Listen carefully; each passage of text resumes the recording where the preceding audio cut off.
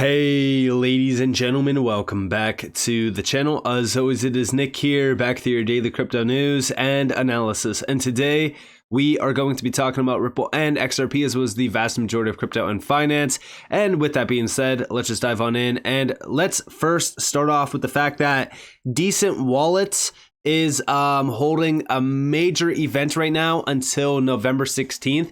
If you purchase a DCENT wallet, I'm going to drop a link down in the description below, as well as in the comments below.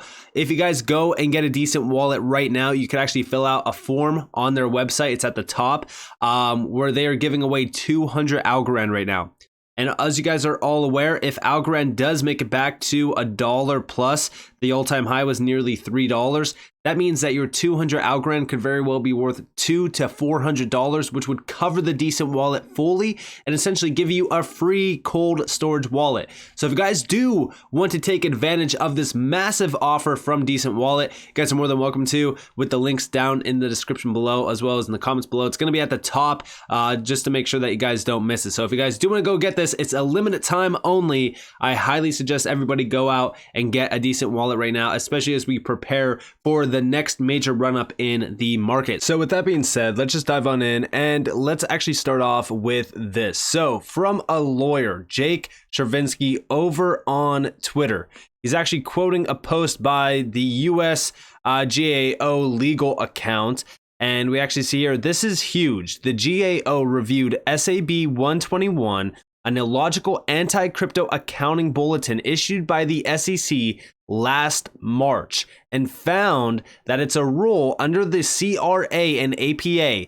The SEC didn't comply with either. This is a clear statement from a federal agency that the SEC, a government agency that's supposed to protect the retail investors and follow through with the law, they literally hold an allegiance to the law, broke the law. This is absolutely insane. The SAB 121 basically required crypto custodians to double count digital asset liabilities on their balance sheets.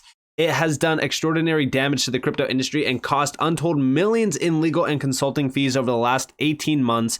It was illegal from the start.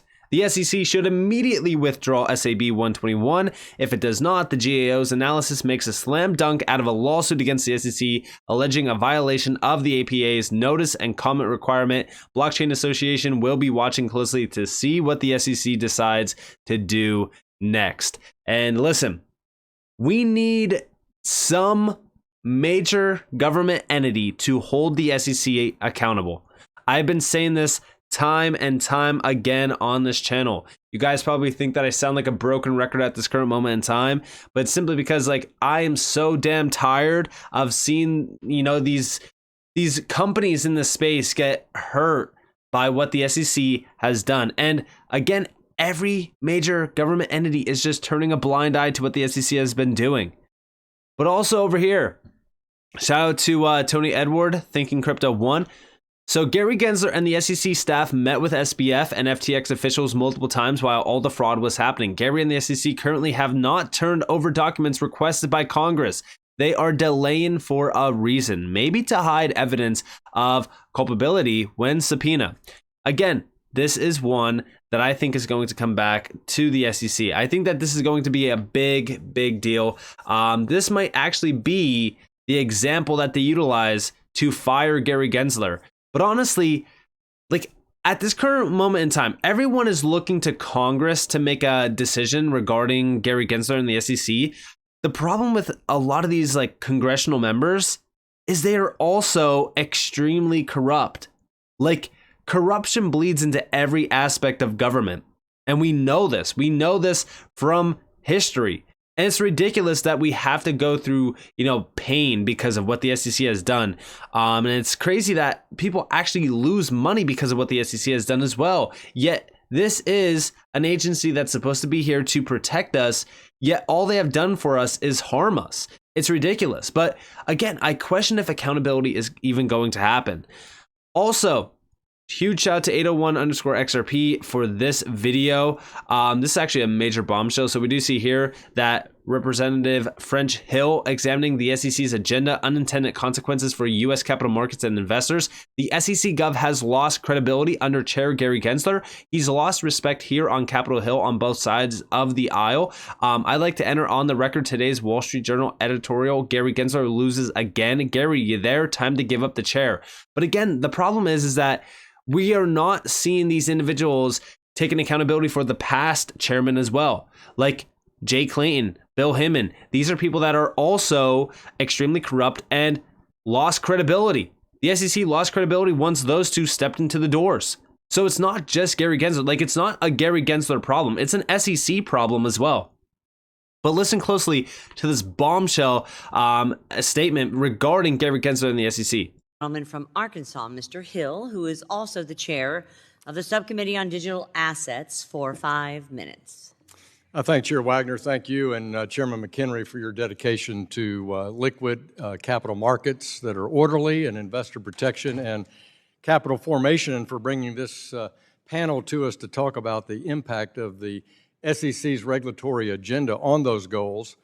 And from looking and listening today, I think the SEC under Chairman Gensler has lost credibility with a lot of market participants, issuers, investors, because of what Ms. Blass talked about, 61 rules dumped out on the market, ivory tower ideas without any analytic or statutory framework to support them.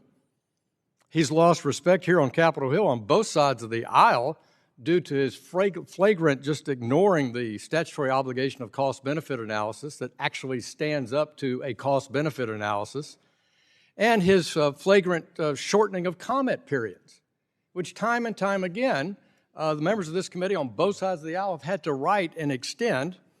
And finally, having lost in the court of public opinion, now the chairman is losing in where it really hits his resume. He's losing in the federal court's opinion. Being accused of the commission of being arbitrary and capricious is not something I would want on my resume were I a staff lawyer at the SEC. And so I'd like to enter in the record today's Wall Street Journal editorial, Gary Gensler loses again. Thank you. So there you guys have it. And again, you know, I go back to this meme, right? Because this meme, it speaks volumes. Right? 2021, if the SEC continues to break the law, I will write another angry letter. 2022, if the SEC continues to break the law, I will write another angry letter. 2023, same thing. 2024, same thing. Like, this is the problem with these statements. Like, this is a big bombshell, right? Like, this is a bombshell being dropped. But the problem is that, like, where's the accountability? Where's the actions? Because for over 2 years now, we have seen the SEC and Gary Gensler get roasted by, you know, Congress, by major individuals regarding Congress as well, very prominent names, even individuals outside of Congress that still hold very high up positions. And again, like, all of these words, but zero action. Like, where's the accountability? And I question if we will ever see accountability for what the SEC has done. We know for a fact that there has been billions and billions in dollars lost regarding retail. But also, we see over here that the SEC has a crucial meeting with Ripple on November 9th, and the ongoing lawsuit as indicated in a letter sent out to Judge Torres. If Ripple reaches a settlement with the SEC on or before the November 9th date, the market could potentially rally. Shout out to Michael Branch for this. And we actually see the article over here. It doesn't give us too much. We just see November 9th is a huge day for Ripple's XRP. The SEC has a crucial meeting with Ripple on November 9th in the ongoing lawsuit as indicated in a letter sent to Judge Torres. If Ripple reaches a settlement with the SEC on or before November 9th, the market could rally. So it's definitely interesting. I mean, there's a lot of things regarding this lawsuit. I mean, for the most part, you know, a settlement could happen. I'm not gonna, you know, say that it can't. I'm just not looking forward to it. Honestly, at this point in time, Ripple doesn't really have too much to gain from a settlement. I mean, a lot of people bring up the idea that Ripple might have to pay a substantial fine, but I actually don't think that they will. And I'm not the only one. In fact, an expert said that the SEC can't demand $770 million from Ripple if XRP investors didn't incur damages, right?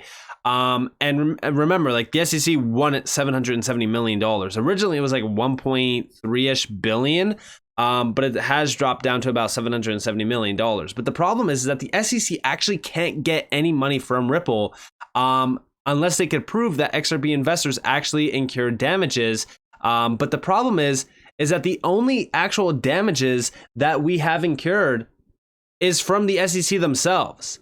We actually know this, right? Because going back in time a little bit, there was an article that got posted on November 1st, 2022, where we actually seen that Coinbase argues that the SEC's XRP lawsuit caused $15 billion.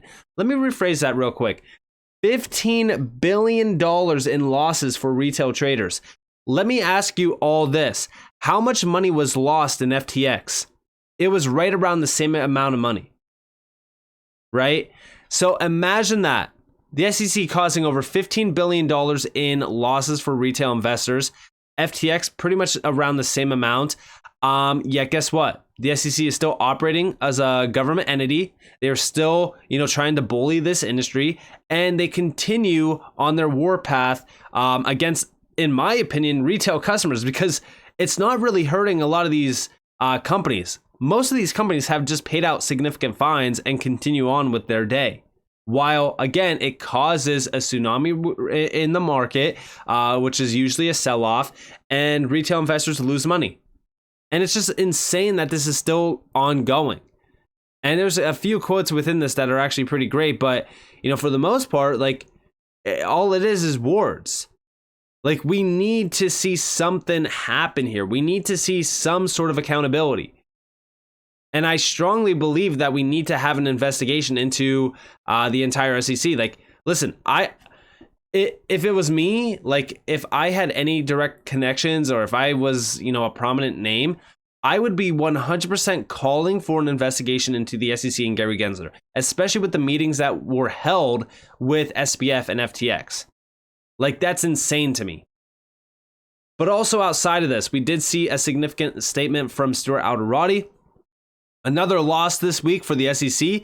The streak continues. The Second Circuit in SEC versus Gavil held that the SEC can't ask for a crippling disgorgement award without first proving that investors suffered actual financial harm. In other words, no harm, no foul. And the same goes, like I said, for Ripple and XRP. They cannot... They can't find an actual financial harm with XRP and Ripple in correlation, right? The only harm that was actually done is from the SEC themselves for $15 billion. And that's just initially. I could just imagine how much money was actually lost here, because it's well more than $15 billion. But also shout out to Belisarius 2020. Been thinking for hours about the harm sophisticated investors could have suffered from Ripple's institutional sales. I keep thinking it could be zero, except for those unlucky enough to acquire XRP before the SEC-induced lawsuit price crash. But wait, they were on-demand liquidity customers. So nobody really lost at all from what Ripple was doing. So to me personally, like, the SEC has no case here. So the big question is, why the hell will Ripple agree to a settlement? They already won. The case got dismissed. Maybe just to alleviate any possible trial. That's the only way that I could see Ripple settling. But we know that the SEC wants a significant payday. So will Ripple even agree to that? In my opinion, it just doesn't make any sense for them to agree to that. But maybe I'm thinking differently than anyone else. I think that a lot of people want a settlement simply because they want XRP to pump. But in my opinion, I don't think that Ripple should go for this settlement. I think that Ripple should 100% go for the neck, go for the kill, and basically just have a clean win, because they already have it. They already have it. The SEC can't prove this. They can't, because nobody was actually hurt by what Ripple was doing. So with that being said, let me know what you guys think down in the comments below. If you guys did enjoy the video, definitely leave a like, subscribe, turn notifications on because more free content. You guys are more than welcome to follow me on Twitter and join the free Discord in the description below. And with that being said, guys, this has been Nick. Peace out.